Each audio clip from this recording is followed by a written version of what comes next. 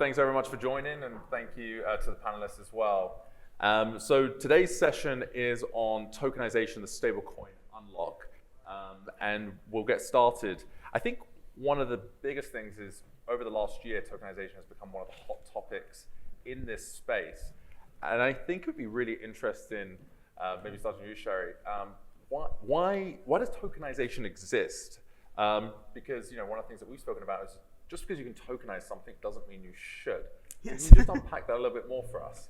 Absolutely. So thank you everyone for coming. My name's Sherry Noonan. I'm the CEO and co-founder of Realto Markets. We're a FINRA member broker-dealer.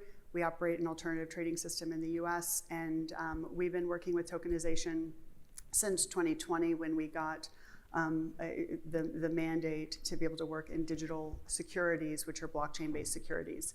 And so completely agreed, not everything needs to be tokenized. And we find a lot of times clients will come to us with a use case and they're really focused on the tokenization element. And then for one reason or another, they end up either it's their end client can't handle the tokenization, or it turns out they don't need the tokenization. So where we've seen the specific tokenization track well is in things like music rights or other areas where you want to attach something else to the actual underlying security that might be of interest to a community, or as you're activating your community. So that's what we've seen a lot of in the United States, and it's been fascinating to see the growth of this. We think it's going to continue to grow, whether it's along music rights or it's along art or soccer clubs. So we're starting to see athletic teams as well look at this. No, super helpful. And then I think, Robert, it'd be great to understand just a little bit on this tokenization story. I think we've gone through some different permutations, and there was this concept of private tokenization, and now I think there's an increased movement towards public tokenization. And I also, one of my pet peeves is tokenization is good, crypto is bad, because if you're tokenizing on a public blockchain, you have to touch crypto. Can you share a little bit more about your thoughts around public-private tokenization? What has Franklin Templeton done in this space? I think a lot of the public-private debate is really a sort of function of maturity, or maybe immaturity of the system of where we are today. Because you can have all of the benefits of a private chain using a public chain, and in many ways, a blockchain with a single node looks a lot like a centralized database to me. So the issue is really who the benefits accrue to, and if they automatically accrue to the owner rather than the users, that zero-sum thinking is very much TradFi. You don't get the innovation, et cetera, et cetera. And so I think we very much believe that the future infrastructure will be public. There are specific use cases for private chains, and I completely appreciate banks are restricted, et cetera, et cetera.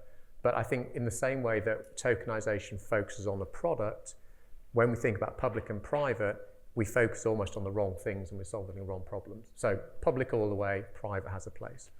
I appreciate that. Keith, can you maybe share a little bit more? You've done quite a lot in this space, in particular around money market funds.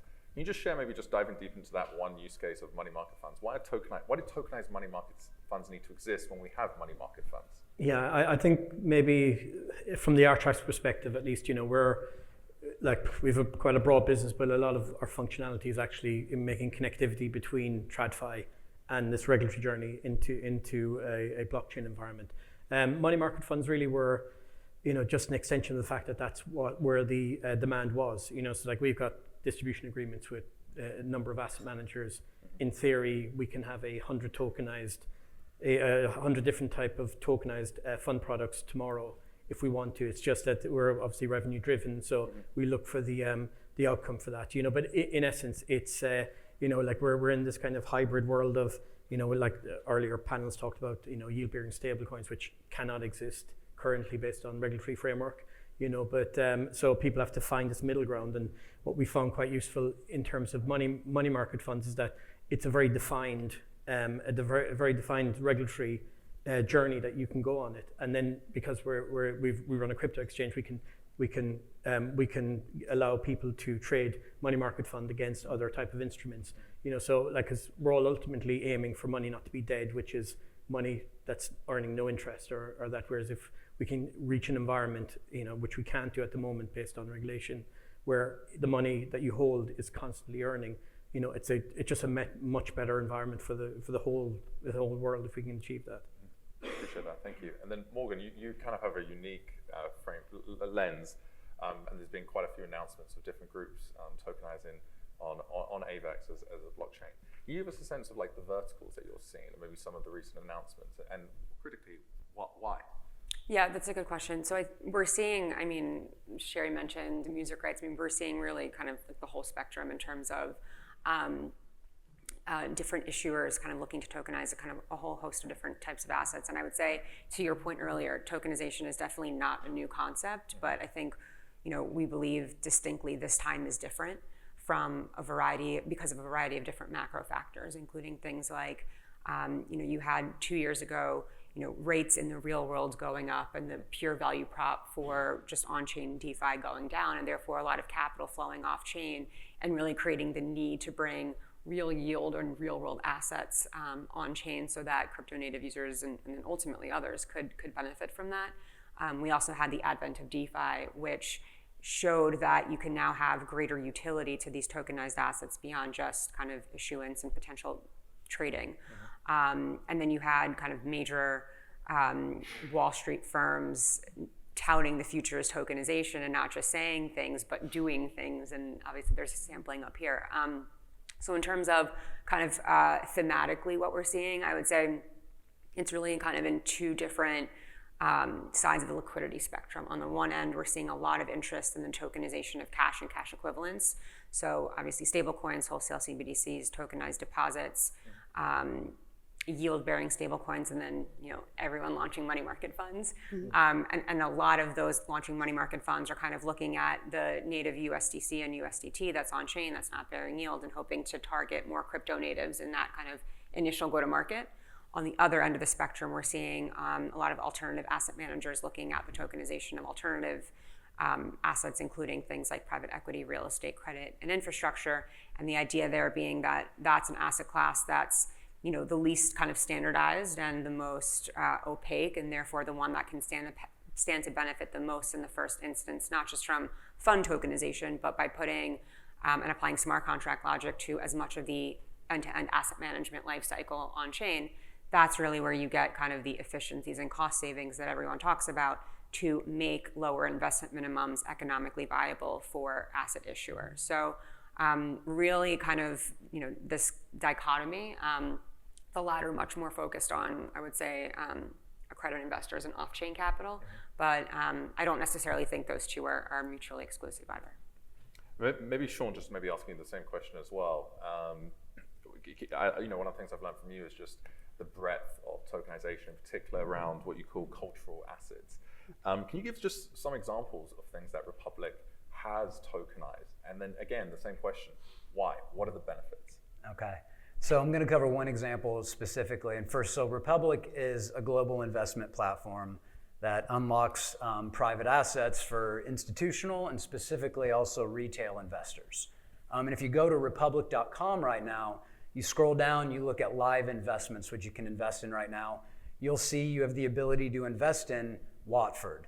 Watford is a UK football team, we'll call it football here. UK football team that is selling 10% equity ownership in the club. The owner has chosen to do this. So first there's fractionalization.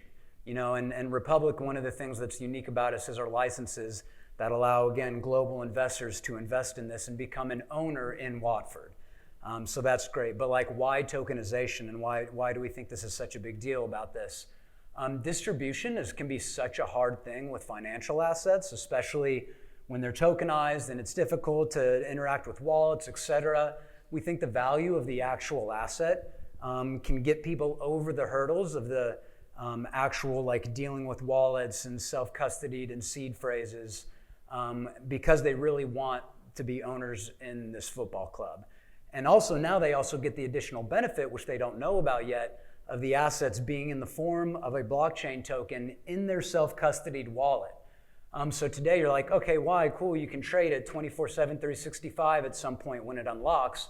But eventually you'll see there's some really cool things that now are going to be able to be available for Watford investors and owners around not only perks with the team, hey, come scan your wallet, get access to certain areas, get a free beer. But now you think of, because it's not Republic that is holding that information, that value, it's an open database of value, the blockchain. So now imagine Watford advertisers that are like, hey, if you own the Watford token, come to our website and buy this, scan your wallet, connect your wallet, and get 10% off. So there's a lot more like openness to this network of value that now not just a centralized party like Republic or Watford controls. Tokenization is really what opens that up. And we don't see a lot of that right now, but I really think we're gonna see a lot of like marketing around Web3 and wallets and these financial assets in the future too. So we've maybe unpacked why, maybe turn into how. Morgan, maybe as impartially as possible, just looking at the technology underpinning tokenization. Obviously, there's lots of different blockchains, and love to hear from the broader group. But what do you think are the must-haves from a technical perspective around chains as they tokenize? We've heard about, for example, the ability to around stablecoins, the ability to lock certain pieces. Can you just maybe unpack that, especially as you talk to different institutions? What do they care about from a technological perspective? Well, the good news is that Avalanche is a network of customizable networks. So you can have a private permission blockchain, you can have a permissionless and public blockchain, or a permission public blockchain, and everything in between. So it really is kind of conducive for financial institutions and gaming companies and kind of everything in between. But from a chain level perspective, most institutions that we've worked with have demonstrated a major preference toward EVM and EVM compatibility. So which kind of unlocks kind of a whole universe of infrastructure and capabilities like that you mentioned in terms of like potentially clawbacks and other things that we can get into. But also, frankly, the fact that the blockchain works. That is obviously a requirement, having as much uptime as possible, in addition to enabling inexpensive transaction fees, in addition to enabling really fast transaction finality, which is important in general, but particularly important for high value or time sensitive transactions like those in financial services. So, you know, it'd be crazy to think that like Taylor Swift NFT drop is impeding upon FX trade between institutions. And that already happens today, and there's like 10 users of crypto. So those things at like chain level are very important, but then on top of that, it's important to have infrastructure such as, you know, a lot of the infrastructure that both Archax and Republic, and actually Realto also provides, in terms of ensuring kind of control and compliance, and risk management, and transaction monitoring, sanctions monitoring at the token and wallet levels. So a lot of the things that we're looking at from a tokenization perspective are considered securities, and therefore you need to obviously abide by existing laws and regulations that govern securities. So things like holding period, transferability, making sure that the specific token doesn't get into the hands of an entity that's sanctioned. All of this stuff is kind of infrastructure that we look at that is integrated with Avalanche and obviously other blockchains to ensure that a security token can be issued and traded and monitored and managed compliantly. So all of those things are kind of in the toolkit within, frankly, EVM and other chains, but all things that we kind of consider as necessary infrastructure and partners that we work with. That's great. Sean, maybe as somebody building on these different blockchains, and I know you've supported many, and I've learned a lot from you in terms of that. Can you just share a little bit more? And I know you have a whole team at Republic focused on specific chains. Yeah. But can you talk a little bit more, maybe 60 seconds, in terms of how do you view it? Well, it's a multi-chain world and always will be. That's how I certainly view it. And so you need to be able to accommodate different chains and all the underlying infrastructure, particularly wallets. So some wallets support all the chains, some are EVM only, some support one specifically, and I'll just touch on one of the challenges of this on multi-chains is that, hey, when you want to abstract away concepts of gas, it's really good technologies on EVM chains, but not say on Bitcoin or Solana yet, or SWI. So like when you have these multi-chain wallets, and it can be really difficult to bring the usability to the users that everyone is expecting to come. And then also to Morgan's point, you need securities and specifically on-chain standards that follow securities rules. Not every chain has that, so working with all the different chains about who has these capabilities, these security standards, and how the wallets work with them, it's a very complex topic with like when you issue these assets on every chain. That's really helpful. Sherry, just in terms of, now that we've unpacked why and how, I would love to move to maybe the movement of these tokenized chains. And I know there's some limitations around what can be done and there's reasons for it. Can you talk to us about when you are able to move, maybe what are the constraints there, but once you are able to move these tokenized assets, what are the benefits? We've spoken in the past about potentially proof of ownership, right, in a zero knowledge proof way. Can you just share a little bit more around the movement of these assets and why it's helpful? Absolutely. So, what we're really trying to do, abstracting all of the technical work around this away, is allow for either increased distribution networks or new product builds.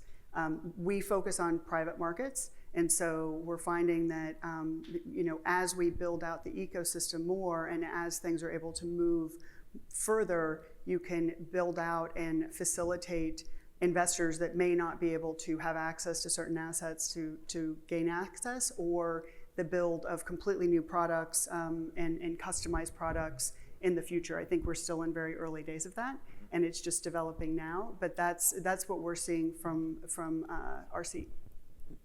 Really helpful context, and maybe just turn into we've got people here from lots of different geos. It'd be great to maybe unpack this. Robert, obviously, I think it was June 5th, there was a congressional hearing, actually just last week, on tokenization of assets. And kind of as the representative from Franklin Templeton, which is obviously named after one of the founding fathers of the US, what do you see as needed from a regulatory clarity perspective? Obviously, there were a lot of thoughts last week, whether it be the UK, US, wherever. We're going to unpack that.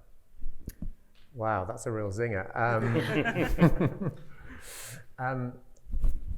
I think regulators globally are solving for the same set of problems, but going about it in a very different way with very different attitudes. Mm-hmm.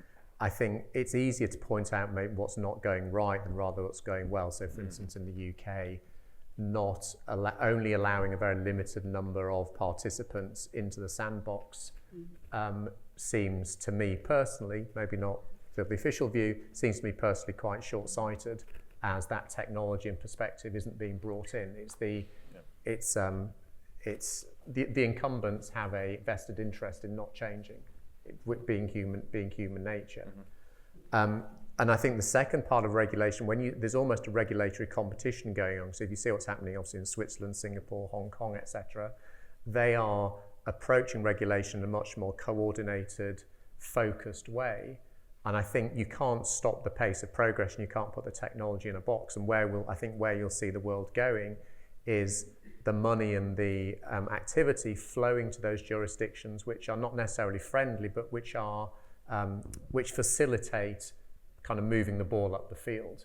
And I think in many ways it's like, and I don't mean this to be rude to any sort of our American friends. So Churchill said that the Americans will always you can count on the Americans to do the right thing after they've exhausted all the alternatives. And I think maybe at not the state level, as you heard earlier, but maybe at the federal level, there's a grain of truth in that as to they are too big to not get it right eventually. How they get it right and when they get it right, I think, is the real issue. We all have to build the world before that happens, and that's really our challenge. Mm-hmm. Helpful. Sherry, can you just give a brief overview from your perspective in the US? It's been a long road. It continues to be a long road. I think, unfortunately, certain aspects are being very politicized right now, mm-hmm. especially prior to the election. And that's unfortunate because it's really a bipartisan issue we need to move forward on. And I completely agree that right now we're really exhausting all other options before we get it right. But there are some institutions like Franklin Templeton, like BlackRock, like WisdomTree that are moving this agenda forward, and eventually we will cross a chasm, and all others will need to follow. Let's hope. Keith, maybe just turn into stable coins, which is obviously the theme of today. Yeah. What do you think is the role of stable coins for tokenization? So from an Archax perspective, we're supporting a number of stablecoin issuers, essentially providing the piping underneath it. You know, the dialogue we've had with them, even though we're acting really as a service provider, you know, they do ask us, and we do help them in terms of these use cases. You know, and there's ultimately two ends, two spectrums, one being yield and one being advantage in utilizing that stablecoin. And then in terms of the yield thing, we're all trying to tear it apart and put it back together again to try and get to that point where it fits within a regulatory journey, which it doesn't do at the moment. It's quite difficult.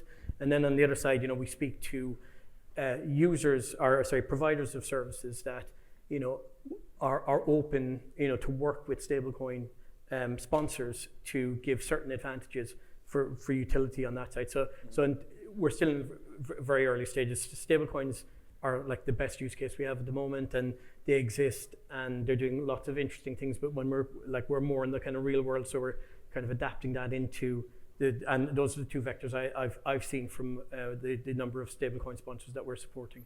That's a helpful distinguish. Yeah. Maybe Sean, we announced today, maybe just taking a slightly different view, leveraging stablecoins as a funding mechanism.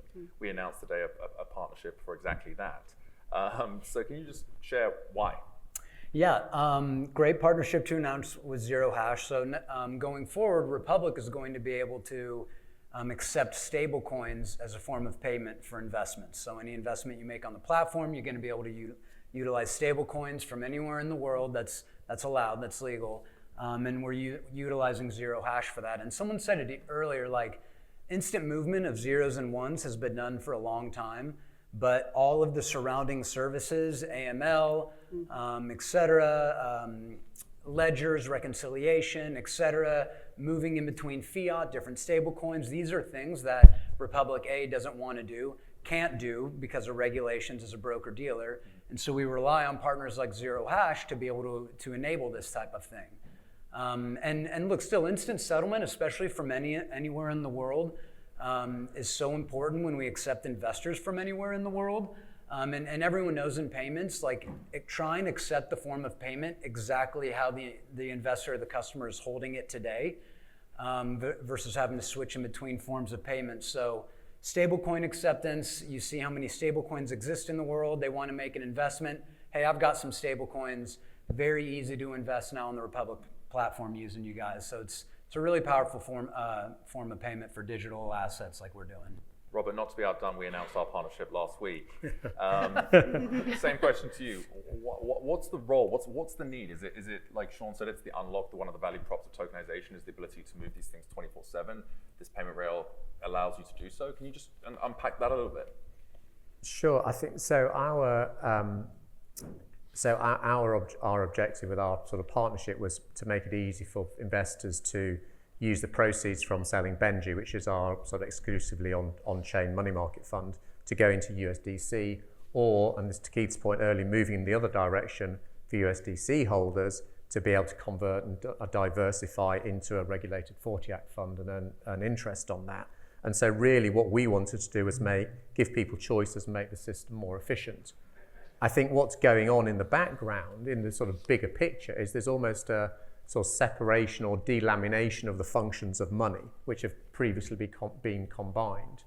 Because we're moving to a world where different instruments will be able to perform different functions of money, which are currently all lumped together. So you think stablecoins, CBDCs, tokenized money market funds, et cetera, and you can see how they will become a form of spending in the future. So I think they'll all coexist with different purposes. Stablecoins are part of that, but again, there's a much, much bigger picture as to the world moving on to digital rails, tokenization of everything, programmable assets, holding everything in wallets. That's the big picture. Stablecoins are really just the sort of pipes and plumbing part of that.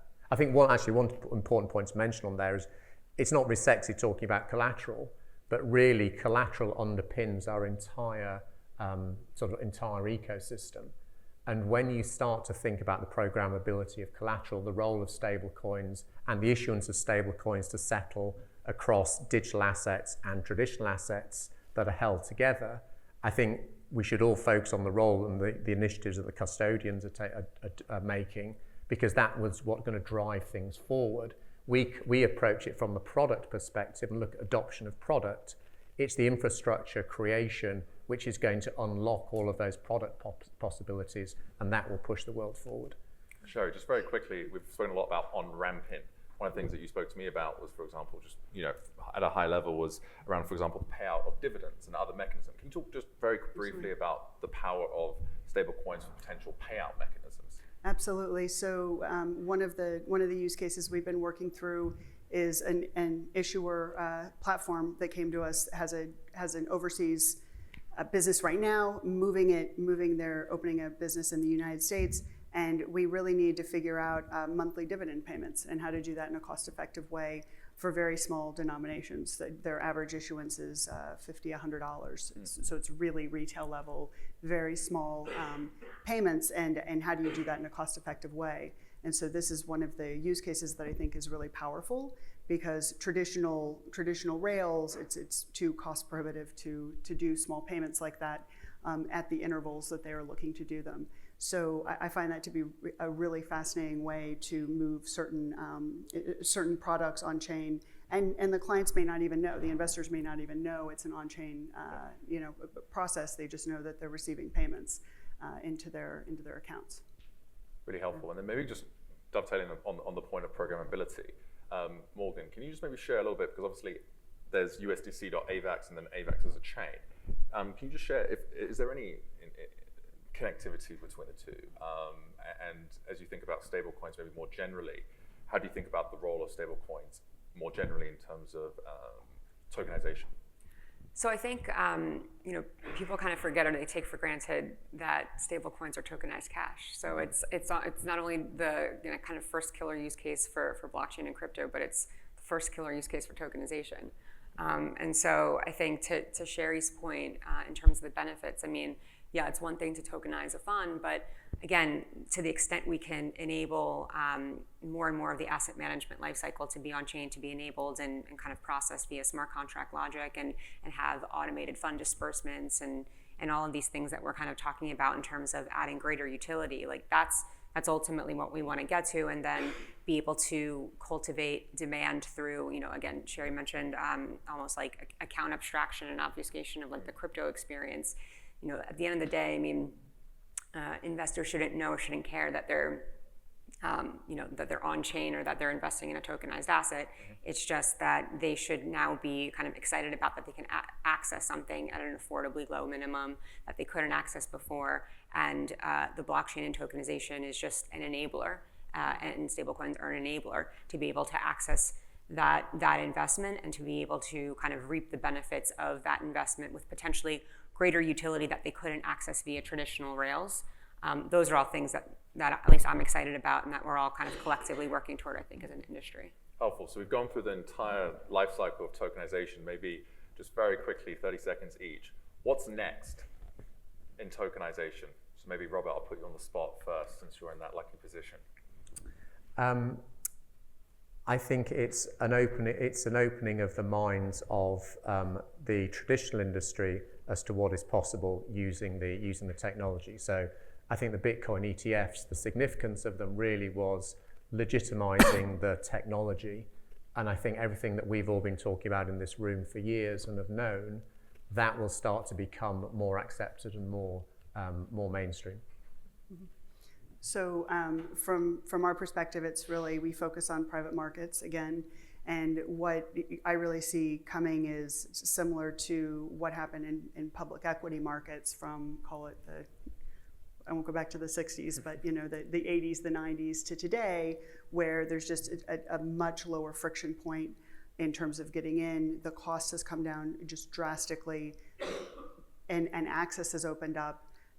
That same framework being applied in the private space and opening up new investments, new opportunities at a much lower cost point to allow all people to invest in and access them. Sean, what's next apart from more soccer clubs or football clubs? Whichever one you want to decide. I was going to say a deluge of more football and soccer clubs coming. But truly, like, now that we start seeing these examples of use cases, there's so many people that we've heard from that were like, hey, we'd just like to see some real use cases. Like, even coming up with case studies about why has been really difficult, because there hasn't been many in the wild out there, tokenization cases. But now you start seeing these first few come out. a lot more players from way more different asset classes are going to be actually taking action on this and doing it also.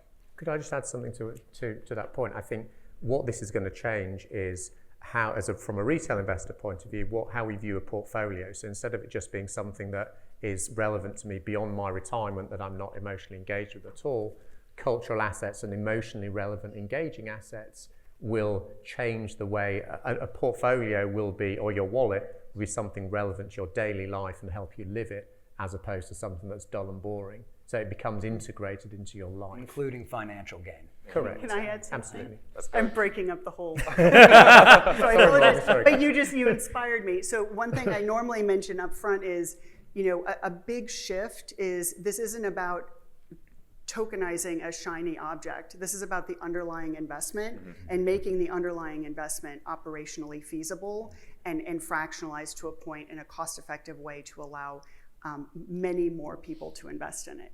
And that's something that we're seeing shift now. Helpful. Keith, continue to excite us. Okay. Good pressure. Yeah, I know. I take what Robert mentioned earlier about the kind of the arms race, or not even an arms race, but the regulatory journeys that Singapore and these people are taking. So ultimately, life will find a way. So, like with all these great people and all these great companies that are attending today, they're going to drive the momentum forward. From an Archax perspective, we're very much kind of on the regulatory side of things. We provide services. We're essentially a bridge there, and I think there's pain in that journey. But the good thing from our perspective, especially since, for example, Section 21 came in, we started off with essentially a black box when we discussed with the FCA, and now the black box is gone. So they're educating us, we're educating them. So even though we're in a stasis at the moment in the UK, the Conservative and Lib Dem manifestos came out today. No mention of crypto, no mention of blockchain.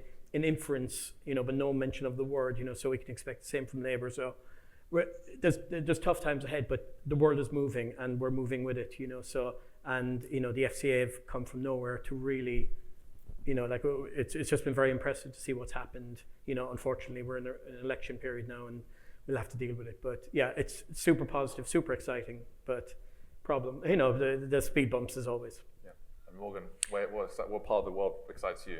I think what Robert was saying, there's definitely parts of the world from a regulatory perspective that are much more progressive than others. So I think we'll continue to kind of see institutions pushing the envelope across those various jurisdictions. But I think in terms of what excites me, it's unfortunate that a lot of sell-side institutions, banks in particular in the US, are kind of just regulatorily handcuffed from really leveraging public permissionless blockchains from an in-production perspective.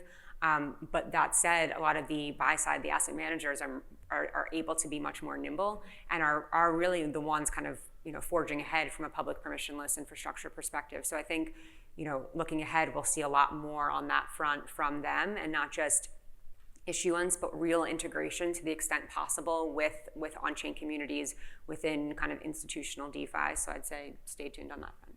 Excellent. Well, thank you very much all. Thank you. Thank you. Thank you.